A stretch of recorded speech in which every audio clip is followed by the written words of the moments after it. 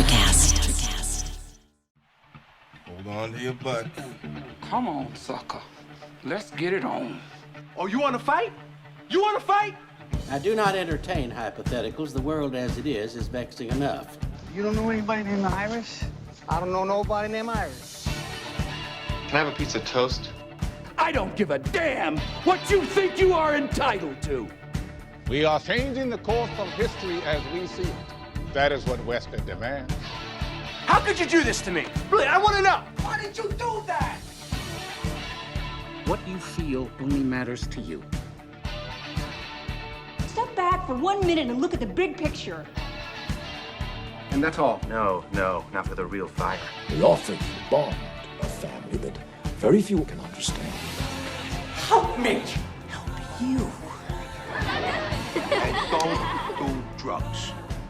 Or whatever movies with Wesley and Iris.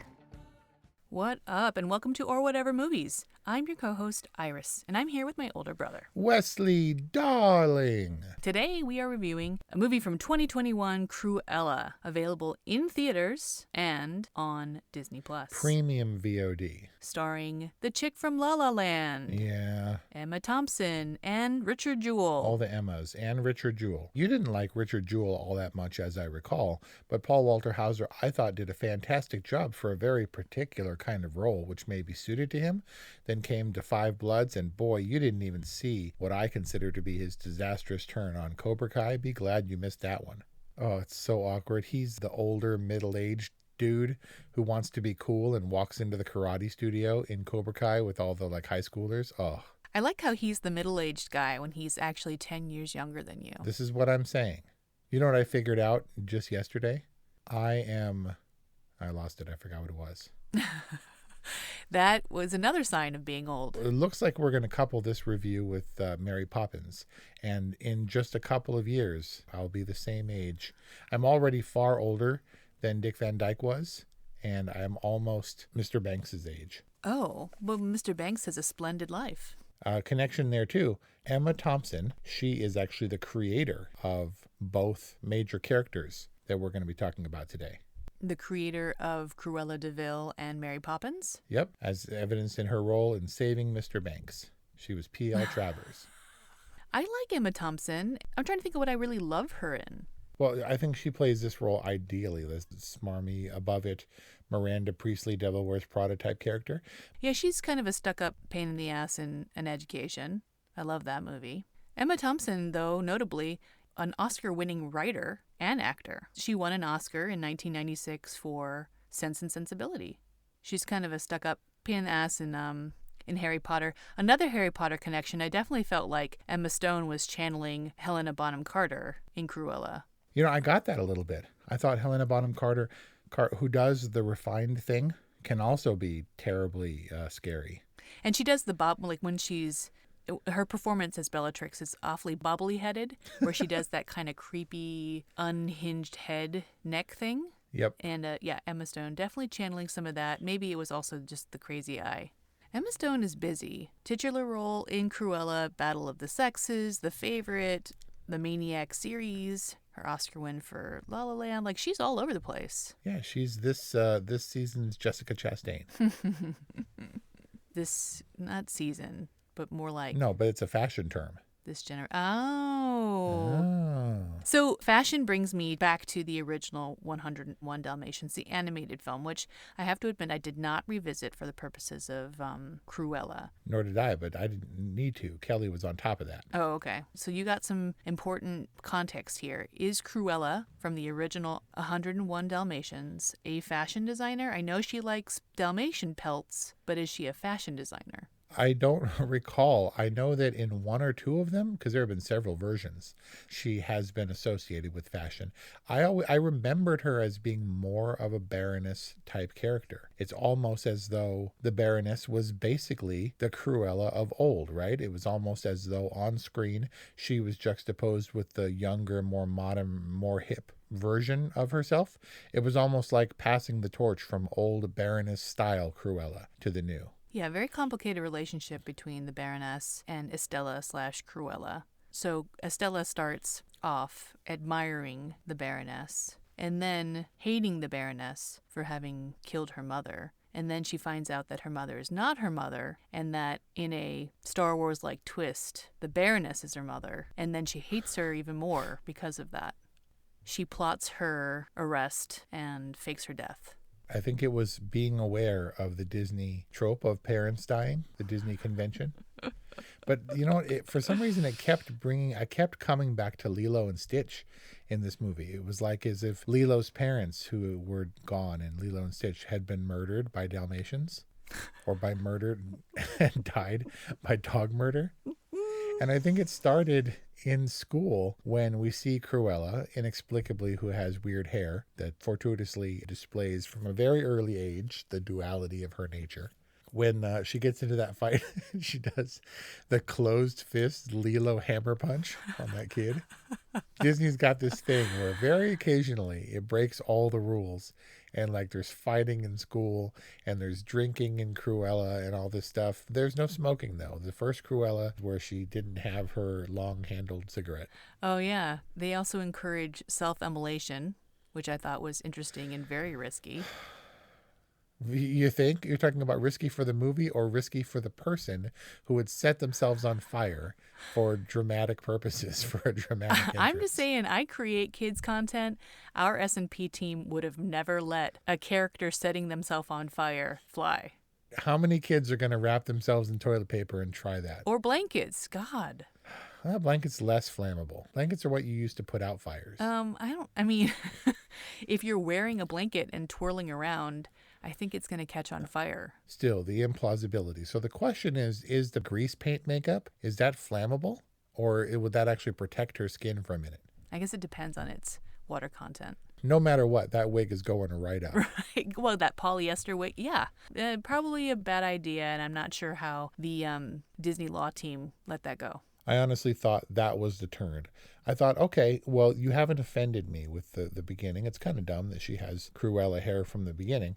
But, you know, they set it up, and how can you mess up the little kid story? Well, I guess you could, but they didn't.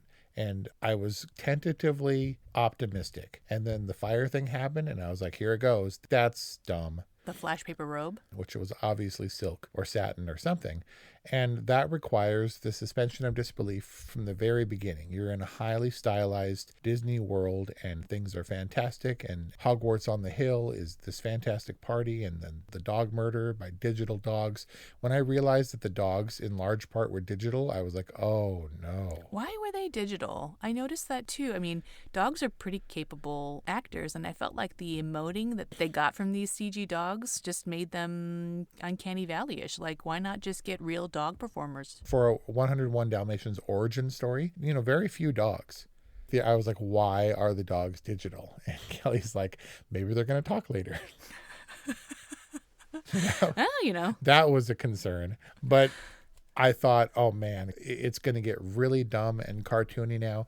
And we had those dumb cartoony elements. But Cruella achieved, I think, what a lot of movies have strove to do that didn't. And that is to create the bubble of suspension of disbelief in a way that when she uses her untested dress or skirt as a parachute, you're like, okay. and you're either on board or not at that point, and she can set herself on fire and things are okay. And that Emma Thompson is like a proper 60s, 70s London gangster, right? She's murdering people. She lives on, and she's ingrained in high society, and she carries a razor. Like all that stuff needs to be, you have to get into this world of Cruella and be like, okay, I accept that these things are fact, which is not an easy feat to do. Well, I felt like all of those elements that you just listed were there to give Cruella a kind of edge to meet or appease the kind of older skewing audience that this is shooting for.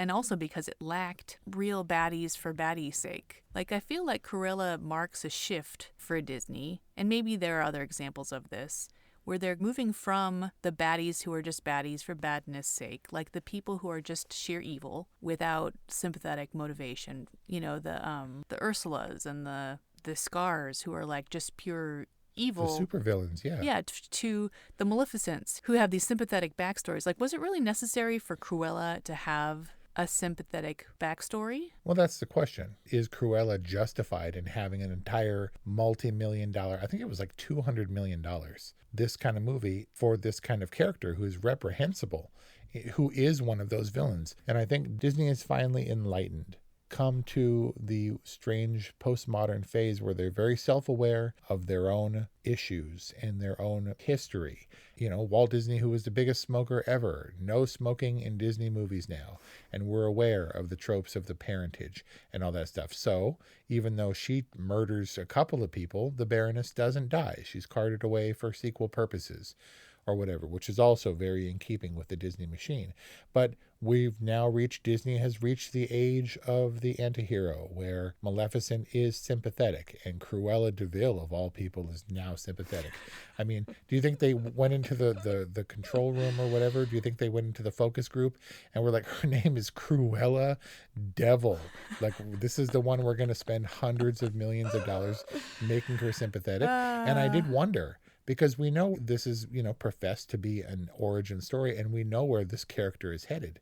Were we supposed to like her in the school? This is a question that I was asking myself. Were we supposed to be sympathetic with her parentage and everything that she goes through so she can then be terrible? And if she does go full terrible, will it be justifiable? And I didn't think that that was possible, but still, in spite of myself, you found yourself rooting for this character even in her turn into the supervillain that she becomes. Well, Cruella's a lesser of the two evils between the two Emmas. Emma Thompson's Baroness character doesn't have a sympathetic backstory that we, as far as we can tell. But is that really where we want to be, is rooting for the lesser of two evils? I don't know. I was going to try to make a play on words like the lesser of two Emmas, but that doesn't work. So what I came up with just now is Cruella is the dresser of two Emmas. Get it? Get it? Hello? Like dressier? Like more fashionable? She's the fashionista. She's the better. Never mind. Do we feel like this is setting a trend? Because Janelle Camo, a.k.a. @VeryBadLlama on Twitter, tweeted something that made me roar. And it was, quote, "Looking forward to the upcoming Disney movie Gaston, in which we will get to see Gaston's parents murdered by literacy and respect for women." Unquote. Yeah. Where he's taken in by like a brewer and raised on like hauling sacks of grain and beer. That's pretty good. Because getting murdered by literacy isn't that far-fetched when you consider getting murdered by Dalmatian. Speaking of hearing you roar, there's been a lot of talk about this being a female Joker movie, and talking about Todd Phillips' Joker, where he is sympathetic and he has a terrible childhood and he's obviously traumatized, but his evil is somewhat sympathetic and you root for him. Joker is the hero of Joker for sure. Yep. And so we get this turn where Cruella is allowed to be evil in a so bad she's good kind of modern sensibility, but not so much Joker to me as she was distinctly Catwoman-ish. Catwoman, I think the Selena Kyle character, at least in the Michael Keaton movies, she sewed her own costume and she was a something or other, but she was a crazy cat lady with a sewing machine in that one, and she became Catwoman. But for as much as Emma Stone strangely likes dogs in this movie, she was much more catty, and I think, and much more Catwoman-y. And in doing the crazy Helena Bonham Carter head tilt, she was very feline in her movements, which I guess lends more, hey, so what is your fashion more like? Is it more like cats or like dogs? Like, you're probably always going to go with cats in that scenario, right?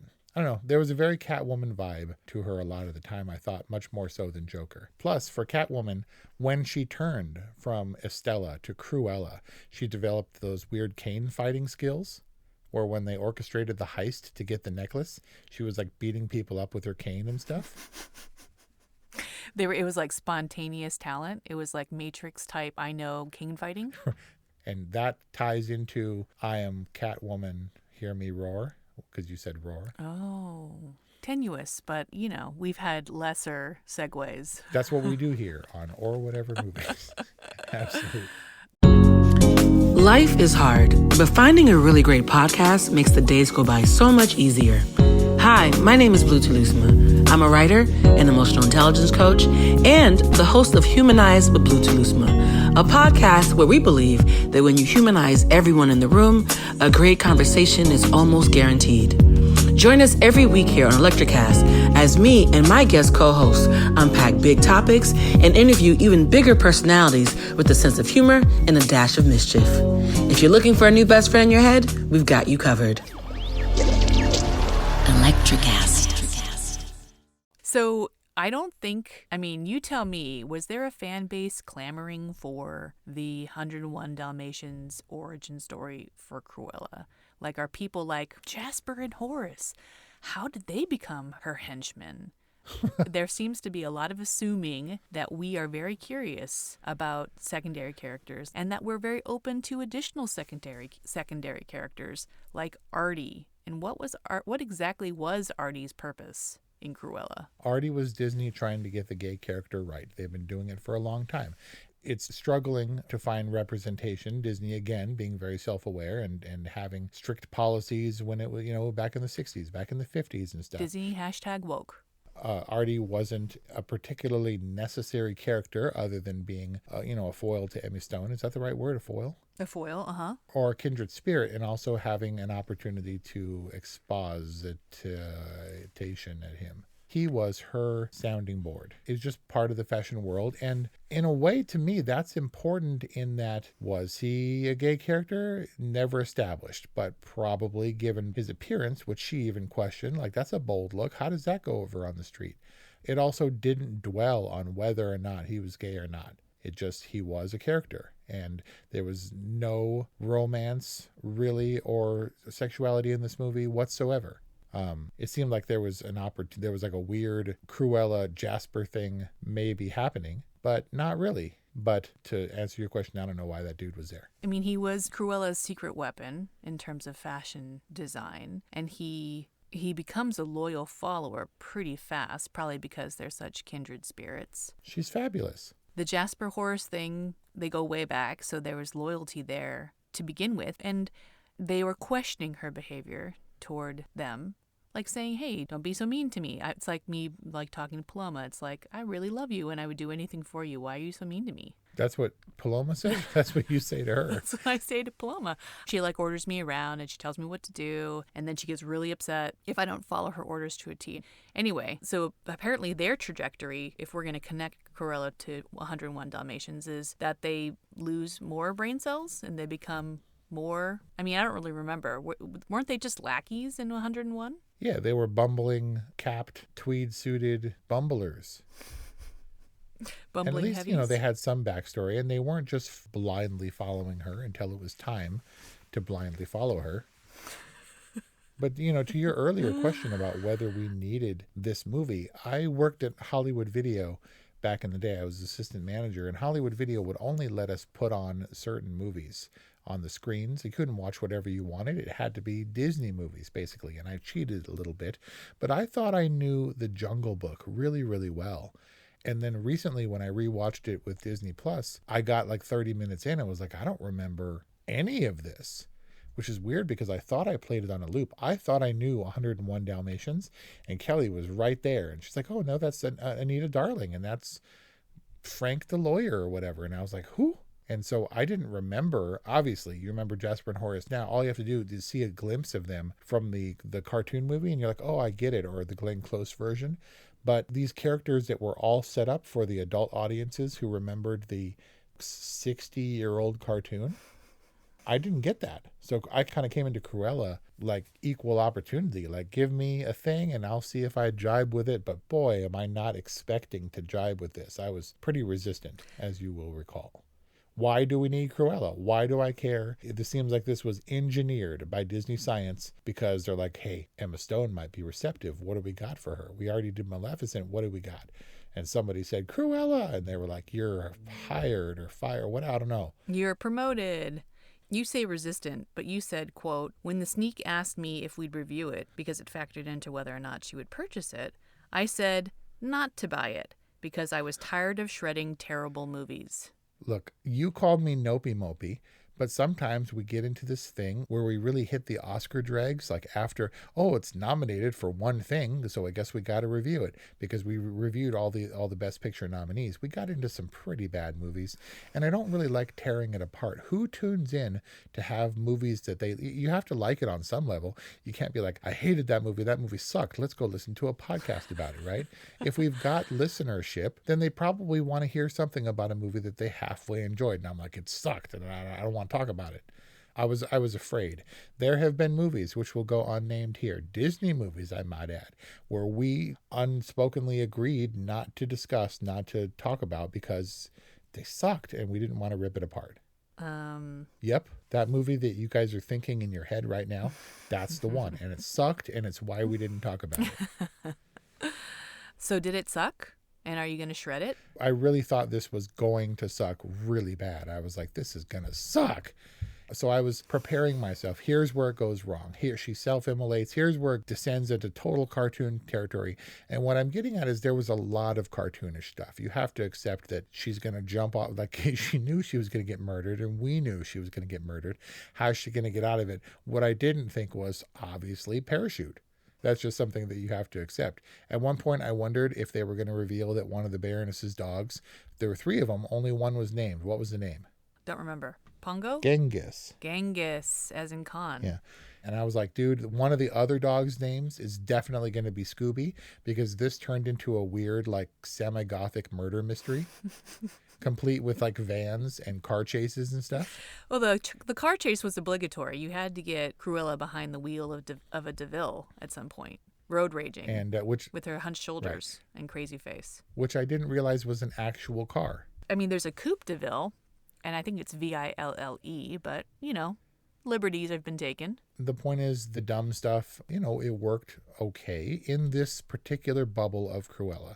The car chase scene was fun, and you see her with the elbows up driving in the same way that the Cruella in the cartoon was doing it.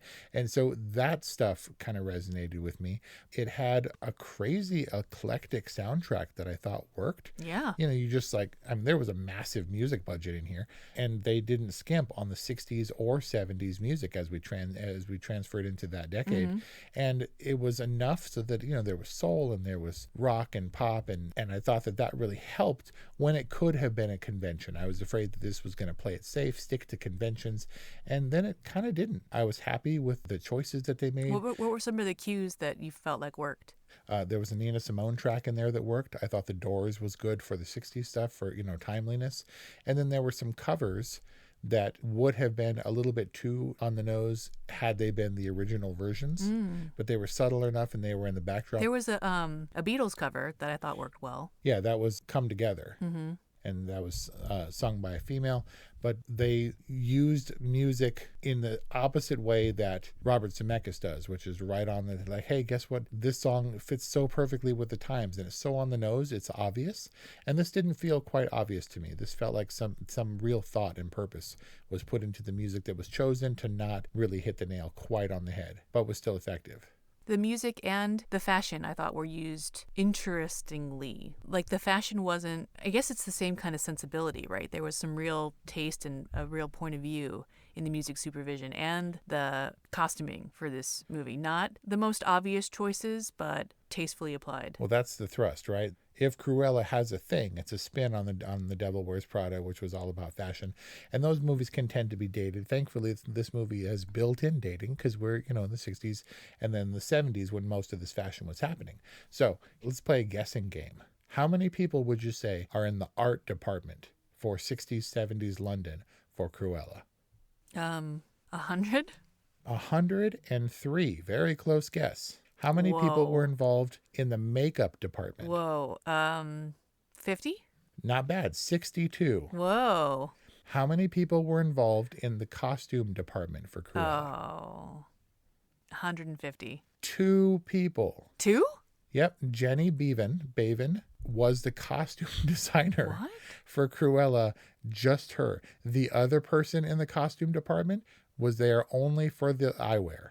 I mean, maybe she's the only one credited, but there's way too much hands-on work, seamstress work, and... In terms of direction, it was just this lady, and This movie has a cast of over 100 people. It's like 130 people. Oh my gosh. And I'm sure that some of them were party goers and everything. But Jenny Beavan, who designed the looks for the major characters, Emma Stone alone had 47 costume changes. Oh my gosh. So look for Jenny Beavan as a nominee at the 2022 Academy Awards. Wow. Yeah. For costume design. Sounds like it would be well deserved. I wonder how many there were by comparison on Devil Wears Prada. I'm not sure. The point is, I don't care about fashion at all. And thus, I didn't really care about Cruella de Vil as a fashionista at all. That said, I was brought into the world where you have to appreciate that fashion is crazy and bizarre and out there. And when you have the Baroness, who is already crazy and bizarre and out there, upstaged by Cruella de Vil, you have to admire that, where the lady would snatch her drawing, her lunchtime apple-eating drawing from her pad and cut it off with a razor and stick it on the board and blatantly steal the design, which is what everybody from Edison to all the fashion designers do, right? They put their name on the thing and they hire teams of people to design. Hell, Walt Disney stopped drawing entirely by the time his major successes came around. A lot to appreciate about Cruella. I'm not denying that. But does Cruella gel? Does it come together? Does it work? There was a lot of ridiculousness, the moth cocoons as part of the dress. And so fashion is a big mystery to me. But I appreciated the style and the flamboyance and her taking these daring risks through fashion. And for all the things that I thought Cruella had going against it, where I was going to be sad to really rail on it, you asked me and I was like, oh God, okay, let's do it. I actually enjoyed Cruella. I didn't think it was bad at all. And that's meager praise, right? Just like I didn't hate it, but it worked within this very specific bubble. And I was pretty happy with the romp and the entertainment and the fun and the intrigue and the fire and the murder and the misdirects. I was happily surprised by Cruella. And because I know you're now going to ask, I'm going to give Cruella an all right rating. Wow. Man, never thought I would say that about Disney live action again. Wow. But this is towering tall over Mulan and Beauty and the Beast and that crap. I don't know, dude. If I want to take it just for face value, just as a piece of entertainment, sure. Yep, sure. That's what I'm going with. It could clear the bar. But really, like the Disney machine and the Disney science and the $200 million budget and this cast, like, shouldn't it have been a little bit more cohesive? Shouldn't it have been a little tighter? It's a rocket ride to the moon.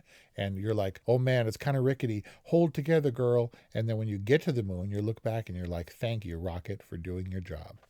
Not to say that it wasn't a rickety pile like a bucket of bolts, but it got me there. All right, so serviceable film. Cruella delivers on the promise of the premise. You get an all right from Wes, a good from Iris. That's our review on Cruella. Available as a premium purchase on Disney+. 818-835-0473 is our hotline. Let us know what you think about Cruella or whatevermovies@gmail.com. Thanks for listening, and we'll see you next time. Hey, what's happening out there, everybody? This is Lawrence Ross, and I'd like to tell you a little bit about my podcast, The Lawrence Ross Show. Egomaniac. It's a 2-hour weekly exploration into my mind. I also do sketches, celebrity impersonations. You're out of order! And I also do song parodies. Not too shabby for a blind guy. Not only are you visually impaired, but you are geographically impaired. New episodes are released every Friday. Check it out on your favorite podcasting platform or listen to it here on Society 13 on Electrocast. Are you passionate about saving the planet for future generations? Do you want to learn how to do it? If yes, then you need to tune in to the Nature Backed podcast. It's a talk show covering the changing world around us, from renewable energy, sustainable agriculture, circular economy, to ESG and social innovation. Don't miss this opportunity to discover how you can join the movement and make a difference. Subscribe to the Nature Backed podcast today on your favorite platform and get ready to be amazed.